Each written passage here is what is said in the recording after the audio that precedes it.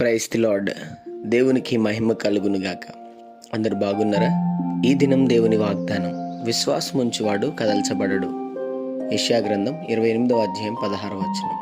అవును, ఎప్పుడు చూసినా అనేకమైన విషయాలను బట్టి, అనేకమైన పరిస్థితులను బట్టి బాధపడుతున్నావేమో. కలవరం, విచారము, దుఃఖం, బాధతో ఉన్నావా?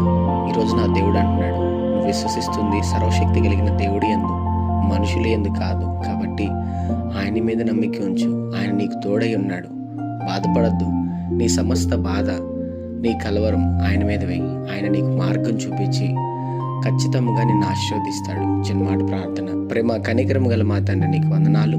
ఈ ఉదయకాల సమయంలో బిడ్డలను దీవించి బలపరిచి వారు వెళ్తున్న ప్రయాణంలో, మార్గంలో, పనుల్లో, ప్రయత్నంలో ఈ దినం మీరు వారికి తోడుగుండమని, నిశ్చయంగా వారి కలవరమును, వారి బాధను, వారి విచారమును కొట్టివేసి వారిని, వారి కుటుంబాన్ని దీవించి ఆశీర్వదించమని యేసు నామములో అడుగుతున్నాం తండ్రి. ఆమేన్.